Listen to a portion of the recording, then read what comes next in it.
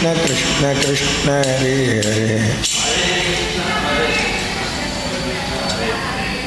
नमः पार्वतीपतये जानकीकान्तस्मरणे सदा सर्वत्र गोविन्दनाम संकीर्तनम् அண்டாள் ரங்கமன்னார் திருவடிகளே சரணம் சரணம். ஜெய் வீர தீர சூர ஆஞ்சநேய சுவாமிக்கு.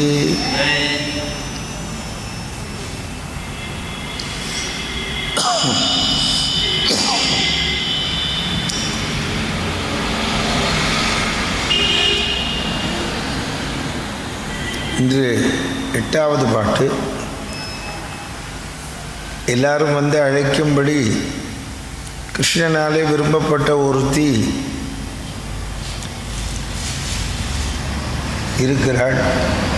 அவளை அழைக்க வந்திருக்கிறார்கள். பொழுது விடிந்து விட்டதா என்று கேட்கிறாள். கீழ்வானம் வெள்ளன்று எருமை சிறுவீடு மெய்வான் பரந்தனகான் மிக்குள்ள பிள்ளைகளும் போவான் போகின்றாரை போகாமல் காத்து உன்னை. கீழ்வானம் வெள்ளன்று. சம்சாரிகளுக்கு ராத்திரி வேளையில் தமோ குணத்தை அனுபவிக்கக்கூடியவர்கள். இவர்களுக்கு கிருஷ்ணானுபவத்துக்கு சககாரியாயிருக்கும் ராவேளையும் விரும்பத்தக்கதாகும் கிருஷ்ணனை இவர்கள் சேர ஒட்டாத ஆயர்கள் உணர்வுக்காக பகல் வேளை அசகாயமாக இருப்பதாலும் கிருஷ்ணனின் நன்மையும் சேர ஒட்டாதவர்கள். கொஞ்சம் சவுண்டு கூட வருது, சின்னதாக்கும். ஆமாம்,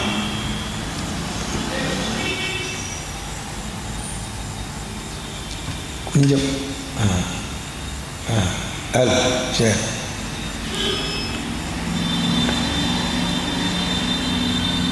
கீழ்வானம் வெள்ளன்று எருமை சிறுவீடு.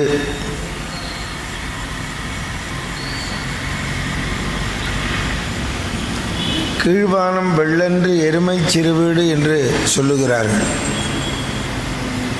அதற்கு அந்த தோழி உள்ளே இருப்பவள் சொல்லுகிறாள், நீங்கள் பாலையும் மோரையும் தயிரையும் பார்த்து பழகினவர்கள், அதனால் உங்களுக்கு கண்டதெல்லாம் வெளுப்பாகவே தோன்றும். ஆயர்பாடியில் இருப்பவர்கள் பால் தயிர் மோர் இந்த வெள்ளை பதார்த்தத்தையே பார்த்து வழக்கம். அதனால் எதை பார்த்தாலும் வெள்ளையாகவே தெரியும். அதனால தான் ஒரு வச்சனம் சொல்லுவார்கள், வெளுத்ததெல்லாம் பால் என்று நம்பக்கூடாது என்று. நீங்கள் ஆயர்பாடியிலே இருப்பவர்கள், அங்கு பசுமாட்டுக்கு பஞ்சமில்லை.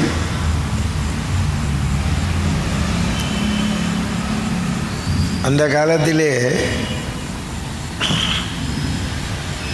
பசுமாடு எவ்வளவு இருக்கு என்பதை வைத்துத்தான் ஒருவன் பணக்காரனா ஏழையா என்று சொல்லுவார்கள். 10 பசுமாடு இருக்குது, 15 பசுமாடு இருக்குது, 50 பசுமாடு இருக்குது. அங்கே ஒரு சாதாரணமாக இருக்கப்பட்டவன்ட்டு 50 பசுமாடு இருக்கும் வச்சுக்குவோம். பாக்கி பேற்ற எவ்வளோ இருக்கும்? அப்போது நந்தகோபற்ற எவ்வளோ இருக்கும்?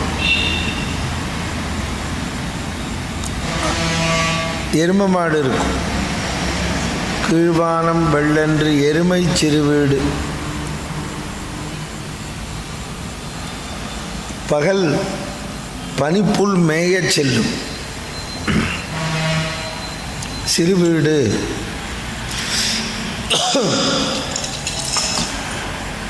சூரியன் எப்போது வருவான் என்று நீங்கள் கிழக்கு திசையை நோக்கி இருப்பீர்கள். ஏற்கனவே சொன்னார்கள், திங்கள் திருமுகத்து சேயிழையார் சென்றிரஞ்சி சொல்ல போகிறார்கள். அதை திங்கள் திருமுகத்து சேயிழையார் என்று சொல்வது போலே சூரியன் பந்து வெளுத்தானா இல்லையே, இவர்கள் பாலையும் தயிரையும் பார்ப்பதனால் எங்கு பார்த்தாலும் வெளுப்பாக இருக்கிறதா, எருமைகள் பனிப்புள் மேய போய்விட்டதே என்று சொல்லுகிறார்கள். மேட்டின மேதிகள் தலைவிடும் ஆயர்கள் என்று ஆழ்வார் சொன்னது போல, ஆழ்வார்கள் சிறுவீடு என்று சொன்னது உங்கள் முகமானது அந்த வெளுப்பிலே பட்டு கருப்பாக தெரிகிறது, அதனால் எரும மாடு போல் தெரிகிறது. உங்களுக்கு அறியும்படியான மெய்ப்பாடு. காலிப்பின் போகும் பிள்ளை என்றோ பரந்தனகான், அவற்றின் பின்னே அவனும் சென்று விட்டால் பின் யாரை காண்பது என்று. காலிப்பையன் என்றால் பிற்காலத்தில் வேறு பொருள் சொல்லுகிறார். காலி என்றால் பசு, பசுமாட்டுக்கு பின்னால் செல்பவர்கள். நீங்கள் பசுமாடு மேய்க்கிறது ரொம்ப கஷ்டம். மாடு மேய்ப்பது அவ்வளவு சுலபம் இல்லை.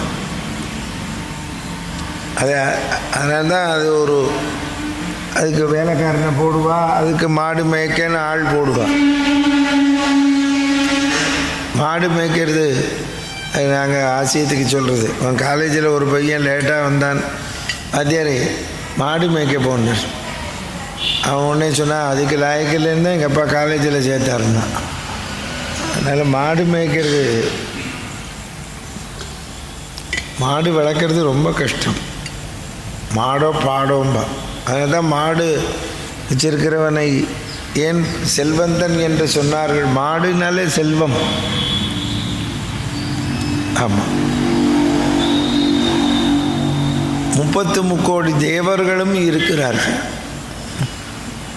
ஆமாம், நம் மதத்தின்படி தெய்வமாக கொண்டாடுகிறோம். அது பால் கொடுக்கிறது, சாணம் கொடுக்கிறது. நமக்கு மற்றொன்று,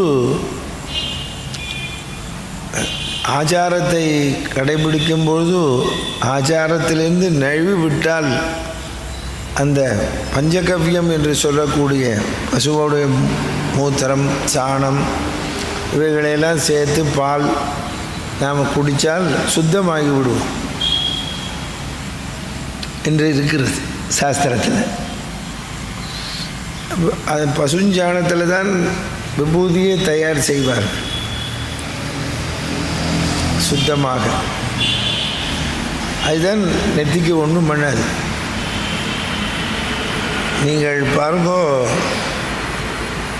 நாம் சாப்பிட்ட அரிசியை களைஞ்ச கழநீர் வைக்கிறோம், நாம் நெல்லறுத்த அந்த வைக்கலை வைக்கிறோம், நாம் வேண்டாம் என்று ஒதுக்கினதை கொடுக்கிறோம். அது நமக்கு பாலை தருகிறது, தயிரை தருகிறது, நெய்யை தருகிறது. பசுமாடு நெய் அதுதான் ஹோமங்களுக்கு. நெய் சுத்தப்படுத்தும்.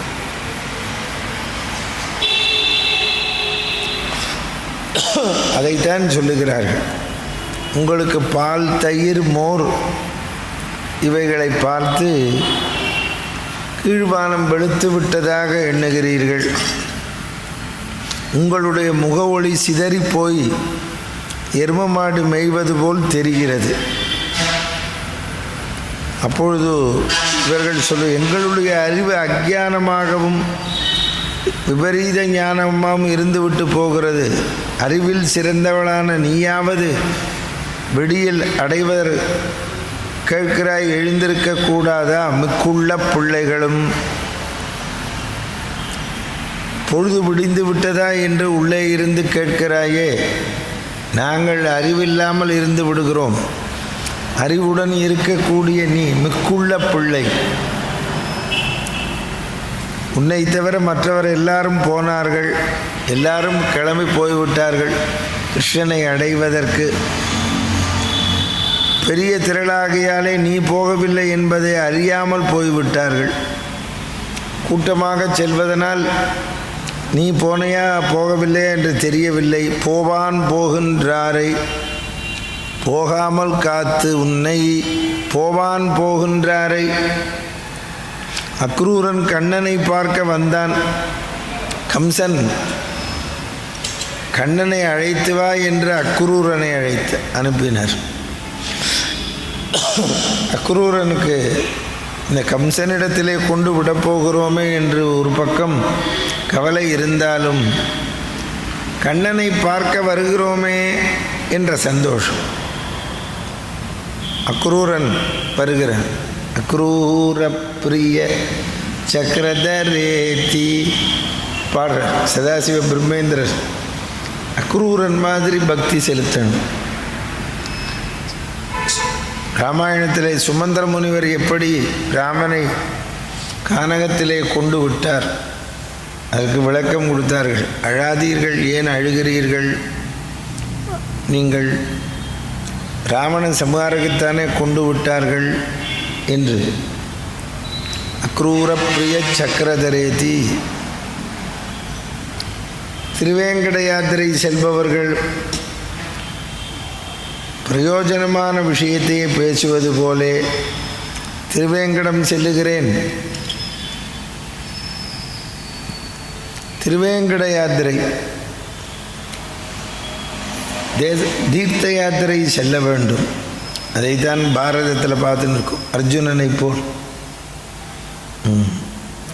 அந்த பஞ்சவரிலேயே அர்ஜுனன் தான் யாத்திரை போனான்.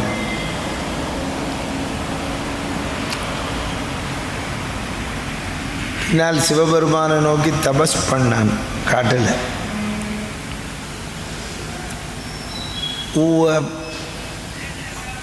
பகவானை நாம் 5 பேரும் எண்ணினா அதில் ஒருத்தன் அவனுக்கு தான் இந்த யாத்திரை செல்லுகின்ற பாக்கியம். அதனால்தான் அவர்கள் யாத்திரை போகிறவர்கள், கிருஷ்ணனை அடைபவர்கள் எழுப்பி அழைத்து கொண்டு போகிறார்கள். நேற்றே பாசுரத்தில் பார்த்தோம், தனியாக செல்லக்கூடாது, அழைத்து கொண்டு போக வேண்டும். பேசாமல் போவான் போகின்றாரை போகாமல் காத்து, நாங்கள் காத்து நீ வரவில்லை என்று உனக்காக காத்து கொண்டிருக்கிறோம். உன்னை கூவான் வந்து நின்றோம். மிக்குள்ள பிள்ளையான உன்னை நாங்கள் கூவ வந்திருக்கிறோம். வானர வீரர்கள்லாம் காத்து கொண்டிருக்கின்ற பொழுது, ராமனை பற்றி பேசி கொண்டிருக்கும் பொழுது விபீஷணாழ்வான் பறந்து வந்த ஆகாசத்திலே வடகரைக்கு வந்து விட்டார். உத்தரம் தீர சாத்திய கஸ்த ஏவ வெதிஷ்டிதா என்று வால்மீகி சொல்லுவார். தேஷாம் சம்பாஷணாம் அந்யோன்யாம் ச விபீஷணா. விபீஷணன் வந்து உத்தரம் சொல்லுகின்ற வேளையில் விபீஷணாழ்வான் நிலை நின்ற போலே நாங்களும் உன் வாசலில் வந்து நிலை நின்றோம்.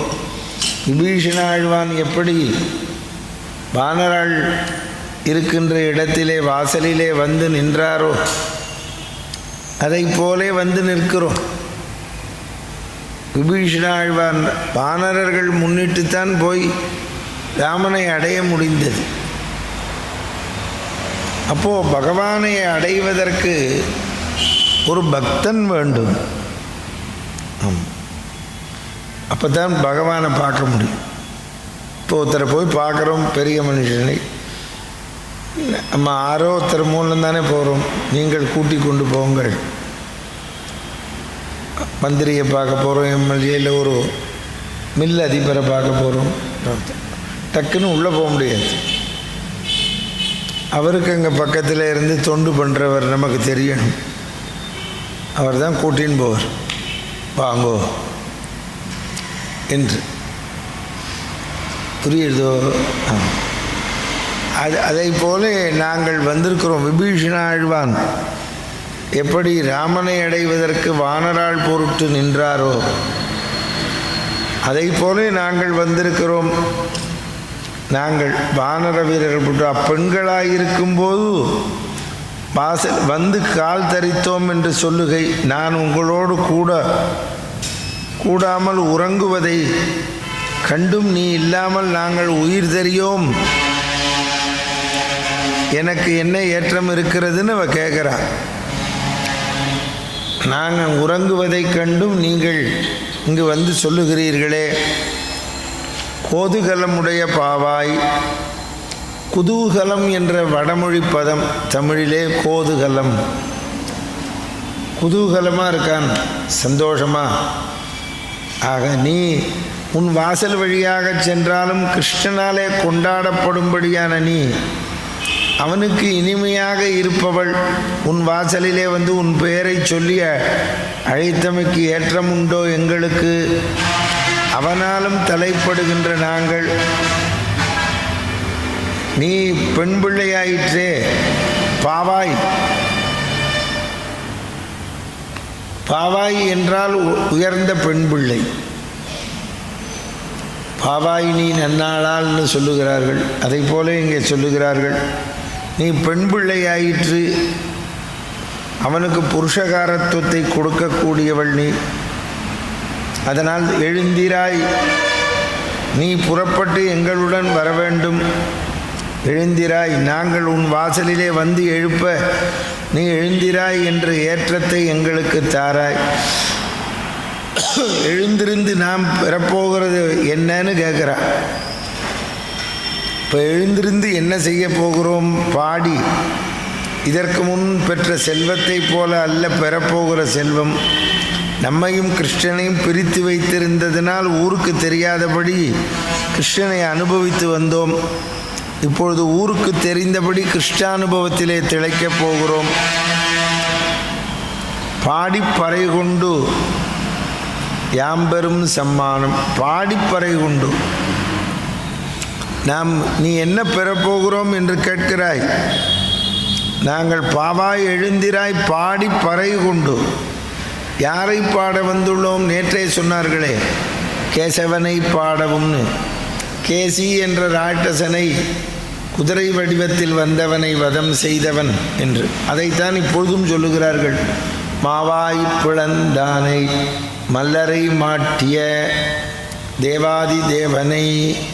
மாவாய், மானா குதிரை, குதிரை வடிவத்திலே வந்தவனை மாவாய் பிளந்தானை மல்லரை மாட்டிய தேவாதி தேவனை.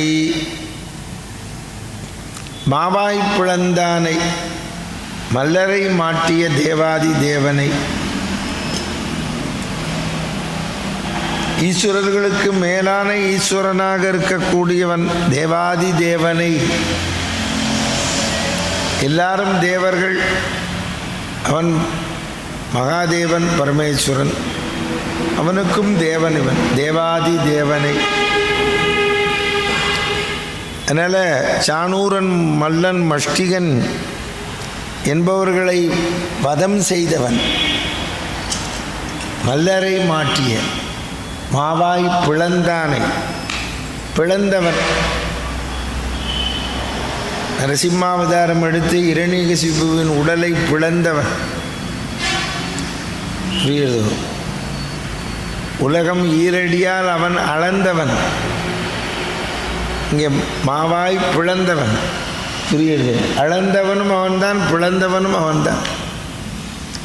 அதைத்தான் ஆண்டாள் சொல்லுகிறார், மாவாய் பிளந்தானை. இதற்கு என்ன பொருள்? குதிரை வடிவிலே ராட்சசன் வந்து இளையூறு கொடுக்கிறான், அதுபோல் உறக்கம் உனக்கு வந்து விட்டதோ? நம்ம யாராவது ரொம்ப தூங்கினாலே சொல்லுவோம், ராட்சசன் மாதிரி தூங்குறான். ஆமாம், இந்த உறக்கம் என்பது இருக்கிறதே மயக்கத்தை தருவது நமக்கு. இந்த உறக்கத்தை நாம்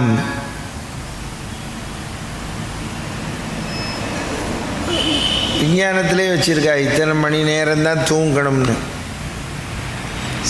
சன்னியாசியே 4 மணி நேரம்தான் தூங்கணும், ராத்திரி 12லேருந்து 4. இல்லறத்தில் இருக்கிறவா நமக்கு ஒரு மணி நேரம் கூட, அவ்வளோதான். ராத்திரி 10 மணிக்கு தூங்கினா 4 மணிக்கு எழுந்திருக்கு.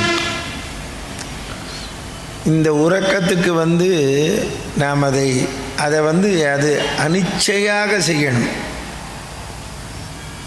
புரியுறதோ? அந்த அதில் மற்றொரு கருத்து, காலை 4 மணிக்கு எழுந்திருக்கணும், கிருஷ்ணனை அனுபவிக்கணும்னு. மார்கழி மாதம் மட்டுமல்ல, 365 நாளும் நமக்கு அந்த எண்ணத்தோடு உறங்கினால்தான் எழுந்திருப்போம். புரியுதோ? மிக்குள்ள பிள்ளைகளும் பாவாய். நம்முடைய எண்ணத்திலே அந்த பகவான் இருக்கணும்.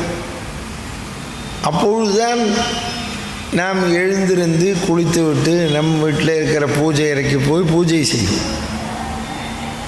பிறகு கோயிலுக்கு வருவோம். புரியுறதோ? முதல்ல வீட்டில் பூஜை பண்ணணும், அப்புறம் தான் கோவில். நமக்கு இப்போ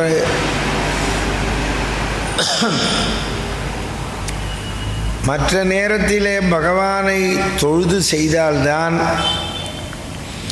உறங்குகின்ற பொழுதும்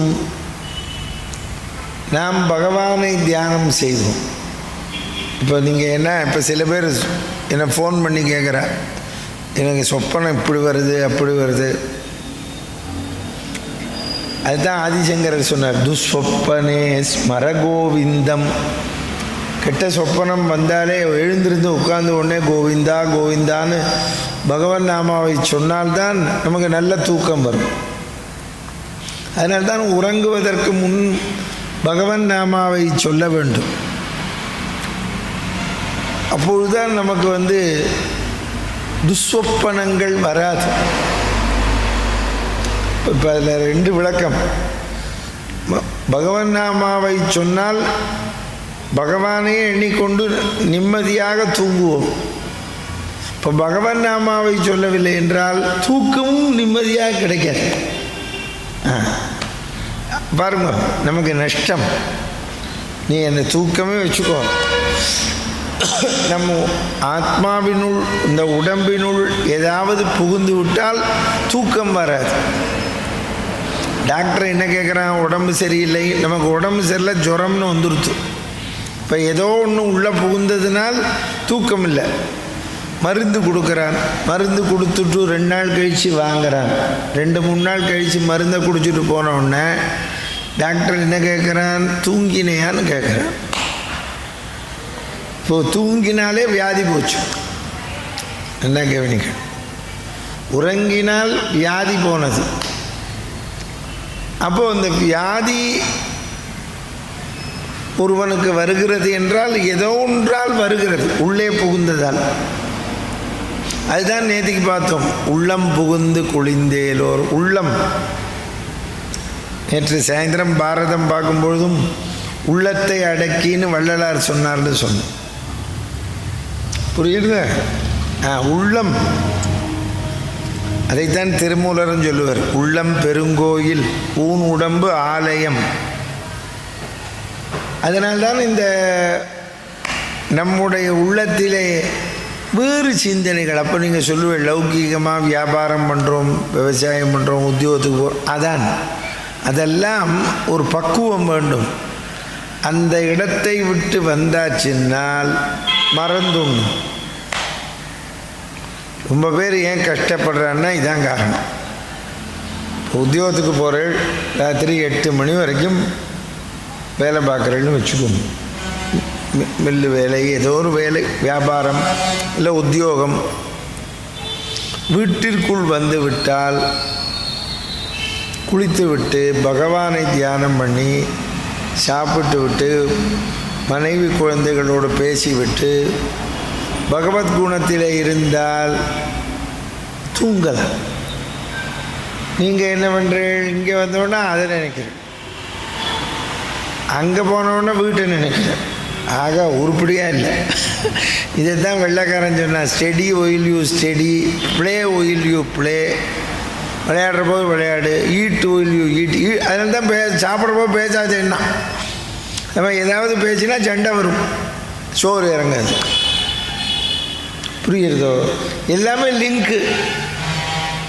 கடைசியில் நீங்கள் அஸ்திவாரம் பார்த்தா பகவானை ஸ்மரிக்கலைன்னு அர்த்தம்.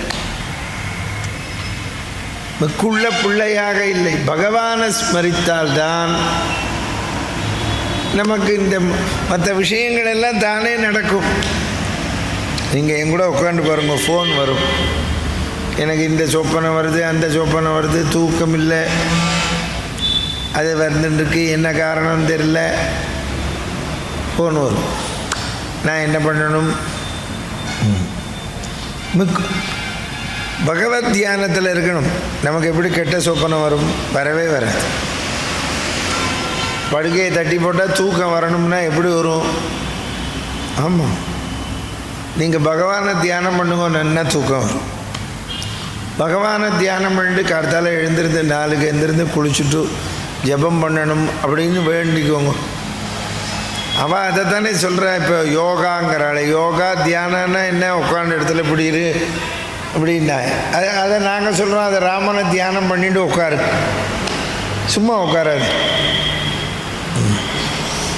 இப்படி உட்காருன்னா.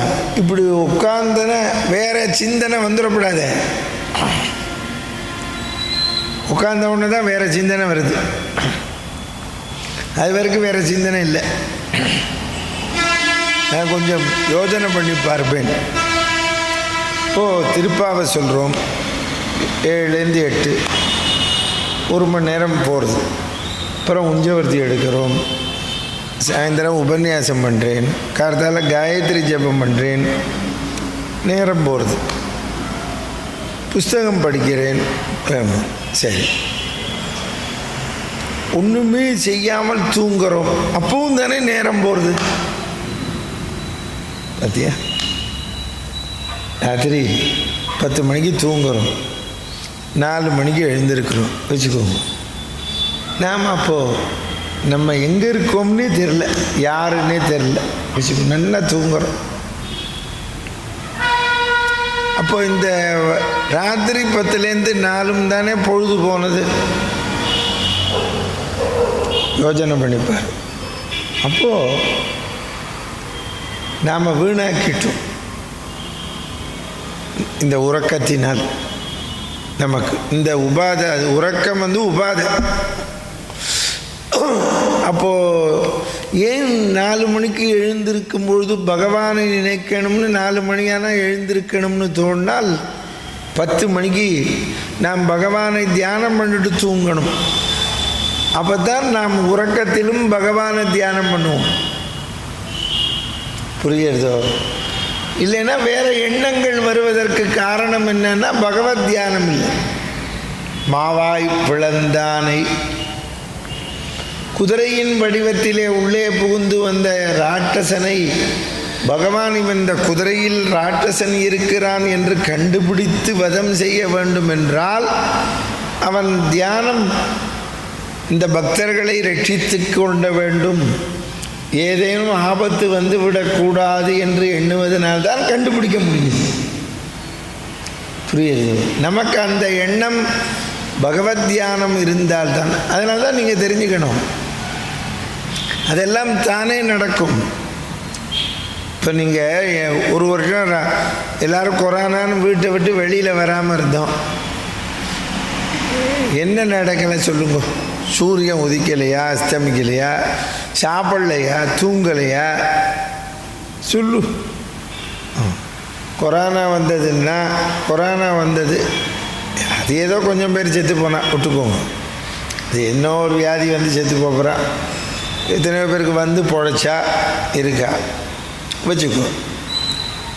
இப்போவும் என்ன சொல்கிறான், ஏதோ ஒன்று வருதுங்கிறான், வரட்டுமே, நாம் இந்த உலகத்தில் இருந்துன்னு தானே இருக்கோம். அப்போ அந்த குதிரைக்குள்ளே புகுந்துண்டு டாக்டர்ஸை வந்தால் இன்றைக்கி அந்த கொரோனா எங்கே புகுந்துருக்கான்னு தெரியல. பற்றியா நீ அது நடந்ததான்னு கேட்குறீங்க? இது இப்போ எங்கே புகுந்து வருதுன்னு தெரியலையே. இதில் வேடிக்கை என்னென்னா இவாளுக்கு தான் வரும் அவளுக்கு தான் வரும்னு சொல்லலை. பணக்காரன் இல்லை, பரதேசி இல்லை, மந்திரி இல்லை, வேலைக்காரன் இல்லை, அவ்வளோ பேருக்கு வருது. 210 நாட்டுக்கு வந்துடுச்சு பாரு. அப்போ எல்லோரும் என்ன பண்ணுறான், பகவானை தான் வேண்டான். அந்த பகவானை வேண்ட கூட கோயிலுக்கு வராதேன்னுட்டான், வீட்டுக்குள்ளேயே வேண்ட வேண்டியது. பார், நாம் எல்லோரும் அப்பா பகவானே உடனே யூடியூப்பில் போடுறா, ராமாயணம் சொல்லுங்கோங்கிறா, நீங்கள் பதியுங்கோங்கிறா, பஜனையை பாடுறா, அதை பாடுறா. பத்தியா? அப்போது ஒரு கஷ்டம் வந்த உடனே என்ன வருகிறது? ஒரு கஷ்டம் வந்த மாத்திரத்தில் தெரிந்து கொள், பகவானை தியானம் செய்ய வேண்டும் என்ற எண்ணம் வருகிறது. இத்தனை அப்போது இந்த உறக்கம் வந்ததற்கு காரணம் அதுவே நமக்கு ஒரு கேசி என்ற ராட்சசன் குதிரை வடிவத்திலே புகுந்து வந்து தொல்லை செய்தது போலே நமக்கு உறக்கம் என்ற ராட்சசன் நம் உடம்பிலே புகுந்து விட்டான். இது உறக்கம் உடலுக்கு, உள்ளத்திற்கு உறக்கம் எது என்றால் பகவானை மறந்து விடுவது. புரிஞ்சுதா? அதைத்தான் எடுக்கிற. உள்ளத்து கொண்டு முனிவர்களும் யோகிகளும் நேற்றுக்கு பார்த்தோம். மெல்ல எழுந்து அரியென்ற பேரரவம் கேட்டிலையோ சொன்னார். உள்ளத்து கொண்டு முனிவர்களும் யோகிகளும். அப்பொழுது நமக்கு உள்ளத்திலே அந்த பகவானை எண்ணாததே நம் உள்ளத்தினுள் ராட்சசன் புகுந்து விடுவான். ஆமாம். நீங்கள் அவன் என்ன சொல்கிறான்? ஒரு கிராமத்தில் நீங்கள் ஒரு நிலம் வாங்கி போட்டிருக்கேன்னு வச்சுக்கோங்க. அந்த நிலத்தை என்ன பண்ணுறோம்? போய் ஒரு வேலி பிடிச்சி வைக்கிறோம், தோட்டம் போடுறோம், ஏதோ ஒன்று வச்சுருக்கோம். இல்லைன்னா அங்கே சும்மா இருக்குன்னா ஆரவத்தை வந்து குடிசையை போட்டுருவோம். அப்புறம் நம்ம அவனை கலப்புறது கஷ்டம். புரியுது? இப்போ ஆரவத்தம் வந்து குடிசையை போட்டான்னா போச்சு, ஒன்றுமே இல்லை. பஜனை மடத்தை கட்டியிருக்கோம், எதுக்கு கதவெல்லாம் போட்டிருக்கோம்? இல்லைன்னா 10 பேர் வந்து தூங்க வந்துடுவோம். அப்புறமா நீ அவனை கலப்புறது கஷ்டம். சும்மா தானுங்க இருக்குது, நான் தூங்குறேன்பா. புரியுது? இது பஜனை பாடணும்னு கட்டியிருக்கோம். அவன் ஒருத்தன் நான் பஜனை பாடுறேன்னு வந்தால் கதவை திறந்து விடுவோம். நீ வெறுமனை கதவை திறந்து வை, தூங்குறதுக்கு 10 பேர் வந்துடுவான். அப்புறம் நீ பஜனை பாட முடியாது, உபன்யாசம் பண்ண முடியாது. அது மாதிரி நம்முடைய உள்ளத்திலே வேறு ஏதேனும் எண்ணங்கள் குடிகொண்டு விடுமையானால் பகவானை நாம் எண்ண முடியாது. இந்த ராட்டசாம்சமான உறக்கம்தான் நிற்கும், போயிடுச்சு. அதைத்தான் சொல்கிறேன். நீ சுறுசுறுப்போடு இருக்கக்கூடிய பகவான் மாவாய் பிளந்தானை மல்லரை மாட்டிய தேவாதி தேவனை. அவன் இதாவது பட்சி ஒரு வினோதமாக வந்திருக்கேன்னு கண்டுபிடிக்கலாம். சக்கரத்துக்குள்ளே வந்தானே சக்கடாசுரன், சக்கரத்துக்குள்ளே எப்படி வந்தான்னு நமக்கு தெரியும், கண்டுபிடிக்க முடியும். அதுதான் அவனுக்கு பேரறிவு. சாணூரன் மல்லன் முஷ்டிகன்லாம் வந்தானே. அப்போ அவனை வதம் பண்ணி நமக்காக அவன், அதனால்தான் தேவாதி தேவன். இப்போ அவனை என்ன வேண்டணும்? எங்களுடைய உள்ளத்திலே புகுந்திருக்கக்கூடிய துர்குணங்கள், உறக்கத்தை கொடுக்கக்கூடிய அந்த ராட்சச குணத்தை கொன்றுவிடு. அதுதான் பாரதி சொன்ன, மோகத்தை கொன்றுவிடு, இல்லை இந்த மூச்சை நிறுத்திவிடு. பாரதியாத்தான் கேட்டான். புரியுது? ஞானிகள் கருத்தெல்லாம் ஒன்றா தான் இருக்கும். அதனால தான் இப்போ என்ன சொல்கிறோம்? சீக்கிரமாக எழுந்துரு. ஏன் சூரியன் உதிக்கிறதுக்குள்ளே எழுந்திருக்கணுங்கிறோம்? சூரியன் உதிக்கிறதுக்குள்ளே எழுந்திருந்தா தான் கடகடன்னு குளிச்சுவிட்டு இந்த அனுஷ்டானங்களை முடிக்கலாம். நான் அடிக்கடி உபன்யாசத்தில் சொல்லுவேன், நேரம் இல்லைன்னு சொல்லாதே. 24 மணி நேரம் கொடுத்துருக்கான் பார், 24 மணி நேரம் கொடுத்துருக்கான் சார். நீ 6 மணி நேரம் தூங்குறோம். இந்த 4லேருந்து 6 காலையில் நீ என்ன வியாபாரியாரு விவசாயியாரு எழுந்துரு.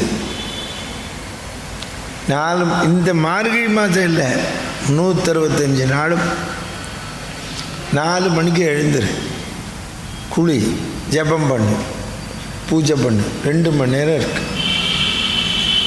நீ அதில் என்ன வேடிக்கைன்னு தெரிஞ்சுக்கோ. இந்த 4லேருந்து 6 நமக்கு முதல்ல இந்த ஃபோன் மணி அடிக்காது.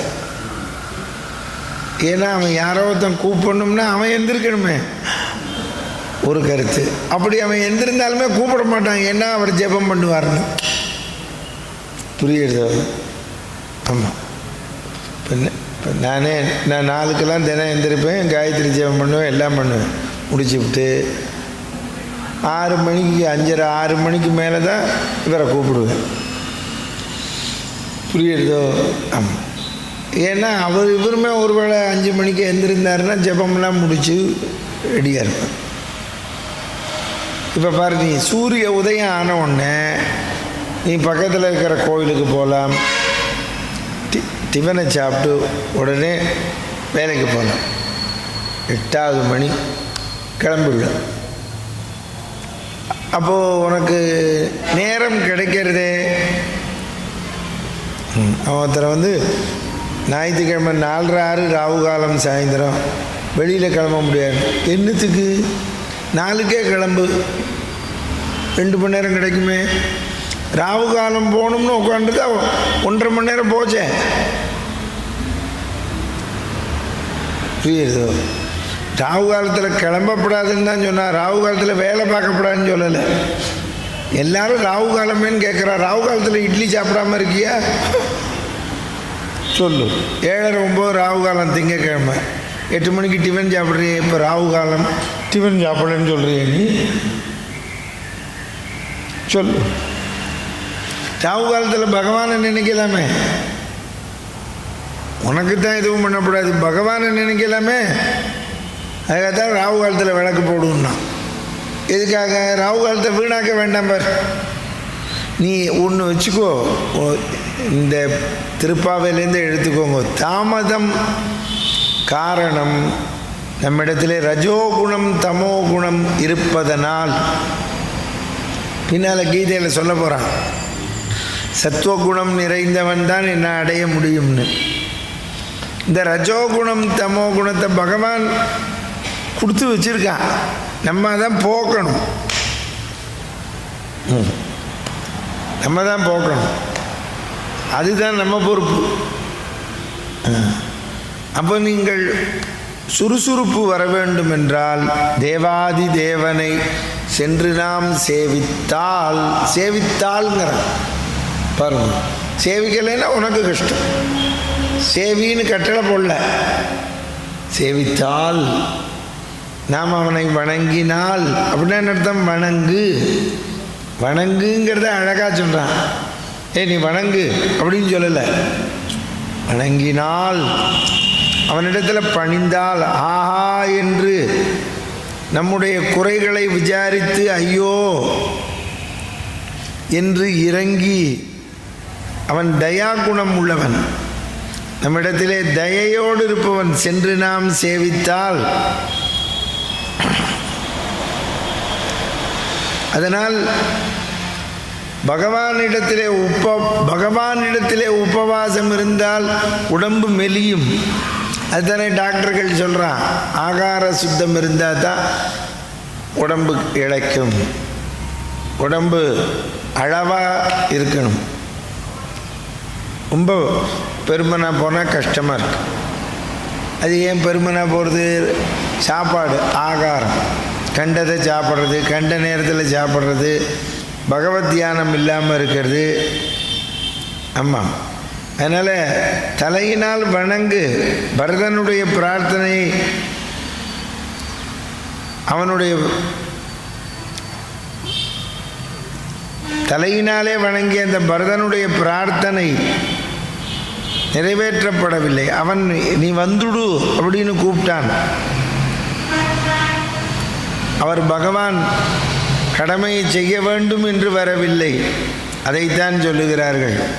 தயாகுணம், பகவானிடத்தில் தயையாவது என்ன? பகவான் நமக்கு கிருபை செய்ய வேண்டுமே என்று விசாரப்படுகிறான், தயாராக இருக்கிறான். அப்போ கூப்பிடுவது தானே ஓம் பொறுப்பு. அதுதான் முதலே சொன்னா, பார்க்கடலுள் கேளீரோ பார்க்கடலுள் பையத்துயின்ற பரமன் அடி பாடி அவனை அழையுங்கள். கூப்பிட்டா தானே, கூப்பிடலைன்னா எப்படி வருவான்? கிருபை பண்ண அவன் இடத்துல போய் சேர்ந்தால் தானே. நம்ம இப்போது ஃபோன் வச்சுருக்கோம், ஒருத்தர் என்னை கூப்பிட்டா தானே பேசுவேன். இல்லை அவருக்கு இது வேண்டி இருக்கும்னு எனக்கு எப்படி தெரியும்? தெரியாதே. அப்புறம் அவருக்கு என்ன பொறுப்பு? கூப்பிட வேண்டாமா? இப்போ நம்ம ஒருத்தர் கேட்குறான், நாம் இந்த கஷ்டப்படுறோன்னு பகவானுக்கு தெரியாதா? கிருபை பண்ண வேண்டாமான்னு தெரியும். நீ கூப்பிட வேண்டாமா? நீ டாக்டர்கிட்ட போனால் தானே அவன் சொல்லுவான். எனக்கு உடம்பு சரியில்லைன்னு டாக்டர்கிட்ட போனால் தானே. போனாலும் என்ன பண்ணுறான்? உடம்பை செக்கப் பண்ணுறான். பிளட் டெஸ்ட்டு பண்ணு, அந்த டெஸ்ட்டு பண்ணு, இந்த டெஸ்ட்டு பண்ணு. அதில் என்ன குறைபாடு இருக்குது, என்ன கஷ்டம் வந்ததுன்னு பார்க்குறான். நீ போய் காமிச்சா தானே. வீட்டுக்குள்ளேயே உட்காந்துருந்தா டாக்டர் எப்படி வருவான்? சரி, அது வீட்டுக்குள்ளேயே இருந்து உன்னை கூட்டின்னு போக முடியல, டாக்டர் வரணும்னா அதுக்கு ஒருத்தன் போய் கூப்பிட்றேனே. இந்த காலத்து வசதியில் நீயே கூப்பிடலாமே ஃபோனில். டாக்டரே எனக்கு வர முடியல வாங்கோன்னா வருவனே. கூப்பிட்டா தானே வருவான். ஆஹா என்று, ஆஹா உனக்கு இப்படி ஆகிட்டா அப்படி கேட்பனா பகவான்? நம்ம கேட்குற முடியும்? ஆஹான்னு கேட்குறோம். யாராவது ஒருத்தர் வந்து கஷ்டம் சொன்னால் ஆஹா இப்படி வந்துருத்தா அப்படின்னு கேட்குறோமே. அதுதான் இங்கே ஆண்டாள் சொல்கிறா. இது குணம். அந்த குணம் என்பது பகவானிடத்திலே இருக்கிறது. மனுஷனுடைய துக்கங்களில் ராமபெருமான் அதிகமாக துக்கப்படுகிறான். ராமன் தனக்கு வந்த துக்கத்திற்கும் கவலைப்படலை, பக்தாளுக்கு வருகின்ற துக்கத்திற்குத்தான் கவலைப்படுகிறான். புரிஞ்சதோ? அவனை காட்டுக்கு போகணும் கைகேயி சொன்னதுக்கு கவலைப்படல. புரியுறதோ? தன்னுடைய பக்தையாக இருக்கிற பிராட்டிக்கு ஆபத்து வரவிட்டுத்தான் கவலைப்பட்டான். புரியுறதோ? தன் பக்தன் சுக்ரீவனுக்கு கஷ்டம் வந்தது என்றவுடன் தான் கவலைப்பட்டான். பார்த்தீரோ? அதுதான் தயா குணம். அதனால்தான் அது எப்போ கொடுப்பான்? நாம் போய் கேட்கணும். நாம் கேட்கலைன்னா அவனுக்கு எப்படி தெரியும்?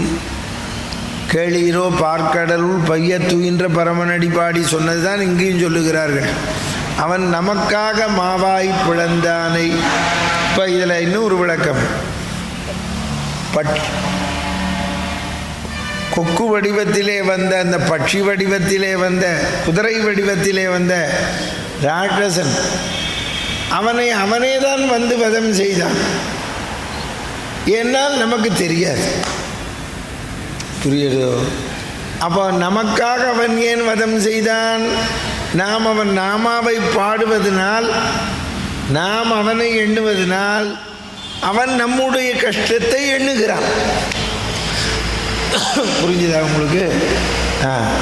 இப்போ நீங்கள் கேட்பீங்க, குதிரை வடிவத்தில் வந்தவனை மட்டும் எப்படி வதம் பண்ணார், சக்கரத்தில் வந்தவனை எப்படி வதம் பண்ணார்? நமக்கும் தெரியாது. நமக்கு தெரியாது. அதான் இப்போ குண்டு வைக்கிறான், நமக்கு தெரியாது. அதை கவர்மெண்ட்டில் அதுக்குன்னே சிஐடி டிபார்ட்மெண்ட்டுன்னு வச்சுருக்கேன்.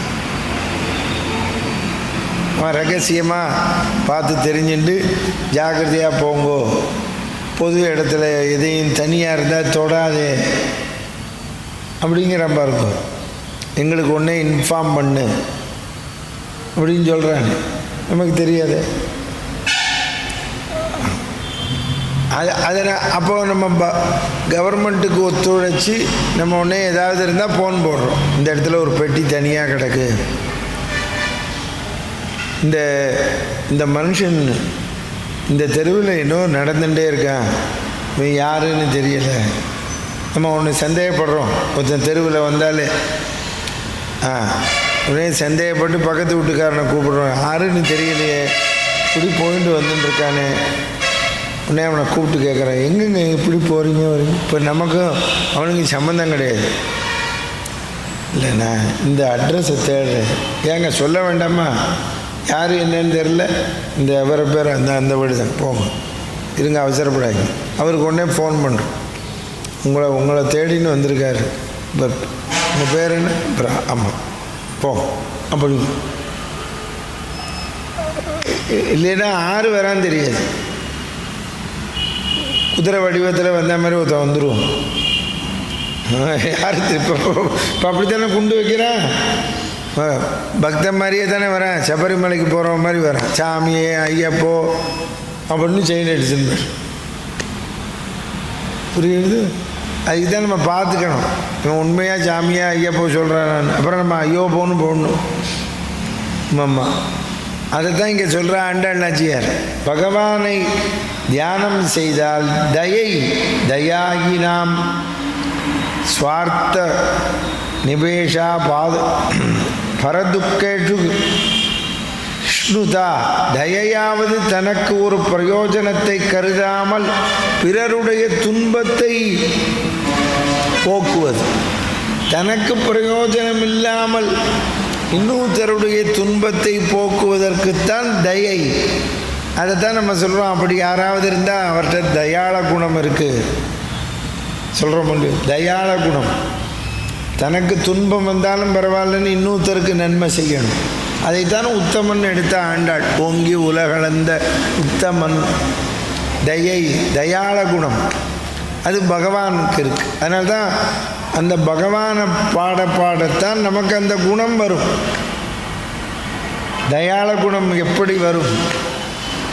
குழவி எப்படி புழுவை கொட்டி கொட்டி குழவி ஆக்கிறதோ அது மாதிரி நீ அந்த குணத்தை வகுத்து கொள்ள வேண்டும். நாங்கள் அதுக்கு தான் உன்னை கூப்பிடுறோம்.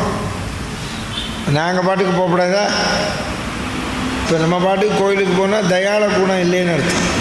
அது ஏன்னோ நமக்கு தான் சொந்தம் மாதிரி கிடையாது, எல்லாருக்கும் சொந்தம். அதுக்கு தான் பிரசாதம் கொடுக்குறோம். எதுக்கு ராமாயணம் பாரதம் சொல்கிறோம்? அது எல்லாருக்கும் சொந்தம். நாம் எனக்கு மட்டும் படிக்கப்படாது. இப்போ நாங்கள் படிக்கிற போதே இந்த இடம் நல்லா இருக்குது, இன்றைக்கி போய் சொல்லுவோம் அப்படின்னு படிக்கணும். எனக்காக படிச்சுக்கப்படாது. நல்லா இருக்குது அப்படின்னு. நல்லா இருக்குன்னா இன்னொருத்தருக்கு சொல்லணுமே. படிக்கிற போது இன்றைக்கி இதை படிக்கணும், இன்றைக்கி இந்த விஷயத்தை சொல்லணும் அப்படின்னு நான் படிச்சுட்டு வரணும். நான் மட்டும் எனக்கு மட்டும் படிச்சுக்கிட்டு, ரொம்ப பேர் அப்படி தான் இருக்கா, தனக்கு மட்டும் படித்து தனக்கு மட்டும் பண்ணிட்டு போகிறது. அது கூடாது. ஆமாம், எல்லாருக்கும் கொடுக்க வேண்டும், எல்லாரையும் கூப்பிட வேண்டும். எல்லோரும் வாருங்கள், திருப்பாவை அனுபவிப்போம். எல்லோரும் வாருங்கள், பாரதம் அனுபவிப்போம். எல்லாருக்கும் பொது. லௌகீகமாகவே ஒரு பொருள் கடையில் நல்லா கிடைக்கிறது இந்த ஊர்லன்னா அதை வாங்கி கொடுக்கணும். இந்த பொருள் நல்லா இருக்குது, இது சாப்பிடுங்க அப்படின்னு கொடுக்கணும். ஆமாம், அப்போதான் அதுக்கு பெருமை, நமக்கும் பெருமை. தயாள குணம் இருக்குன்னு அர்த்தம். நாம் மட்டும் சாப்பிடக்கூடாது. அது அதனால தான் சாஸ்திரத்திலே சொன்னேன், நல்ல பதார்த்தத்தை எல்லாருக்கும் கொடுக்கணும். சாப்பாடு மட்டும் இல்லை, இது நல்ல பதார்த்தமே, திருப்பாவை எல்லாருக்கும் கொடுக்கும். புரியுது? அதுதான் சொன்னேன், எல்லாரும் தூங்குற போது ஒத்த மட்டும் முழிச்சுட்டு இருக்கக்கூடாது. புரியுது? ஏன்னா எதாவது காணாம போச்சுன்னா இவனை சந்தேகப்படுவோம். அதுதான் எல்லாருக்கும் கொடுக்க வேண்டும், நமக்கு என்று வைத்து கொள்ளாதீர்கள். தயாகுணம் அது பகவான் கொடுக்கிறான், குடு. நம்ம போஸ்ட்மேன் மாதிரி குடு. நமக்கு பகவான் கொடுத்துட்டு இருக்கான், கொடுப்போமே. அது என்கிட்ட கேட்டார், இன்னும் நானா இன்னைக்கு கல்யாணம் இன்னைக்கு கேட்குறாளே, கொடுப்போம். அவன் நம்ம கொடுப்போம் தானே கேட்குறான், கொடுக்காதவன்கிட்ட கேட்க மாட்டானே. மாம்பழம் பழுத்து தொங்கின அதுக்கு தானே கல்லை போடுவான். மாம்பழமே இல்லாத மரத்துலையே கல்லை போடுவான். கல் தலையில் என்ன விழும் சொல்லு. அதனால தான் நம்ம எல்லோருடைய தியானம் எப்படி இருக்கணும், நாம் கொடுப்பதற்கென்று பிறந்திருக்கிறோம். அதனால் கொடுத்துட்டே இருக்கணும். எங்கள் ஊர் பையன் கேட்டான், நகை பண்ணி தரேன், உங்களுக்கு வேறு வேலையே இல்லையான்னு கேட்டேன். வேறு தியானமே இல்லையா? கொடுன்னு கேட்குறான், கொடுக்குறோம். தேவையானவன் கேட்கத்தான் கேட்பான். சரி, உங்கள்கிட்ட இருக்கா இல்லையான்னு பார்க்கலையா அப்படின்னு கேட்டான். இருக்கா இல்லையான்னு வேண்டிப்போம், பகவானை கொடுக்க, அவ்வளோதானே. அதுதான் இந்த பாட்டு எழுப்பி கொண்டு போகிறார். பாசுரத்தை பார்ப்போம். கீழ்வானம் வெள்ளன்று எருமை சிறுவீடு மெய்வான் பரந்தனகான் மிக்குள்ள பிள்ளைகளும் போவான் போகின்றாரை போகாமல் காத்து உன்னை கூவுவான் வந்து நின்றோம் கோதுகலமுடைய பாவாய் எழுந்திராய் பாடிப்பறை கொண்டு மாவாய் பிளந்தானை மல்லரை மாட்டிய தேவாதி தேவனை சென்று நாம் சேவித்தால் ஆவாவென்று ஆராய்ந்து அருளேலோர் எம்பாவாய். ஆராய்ந்து பகவானுக்கா சொல்கிறோம். என் குறைகளை ஆராய்ந்து, டாக்டர்கிட்ட போய் உடம்புல இருந்தேன்னா ஆராய்ந்து தானே மருந்து தரான். டயக்னோசிஸ்னால் என்ன? நம்ம என்னன்னு நம்மளுடைய இதை ஆராய்ச்சி பண்ணுறோம். இவருக்கு எதனால் இந்த வியாதி வந்தது, ஆராய்ந்து அருளேலோர் ஆஹா என்று ஆராய்ந்து. நீ சும்மா அப்படியே மேம்போக்கா கிருப்பை பண்ணாது, என்ன குறைன்னு கேளு. புரியுது? பாதகங்கள் தீர்க்கும் பரமனடி காட்டும் வேதம் அனைத்துக்கும் வித்தாகும்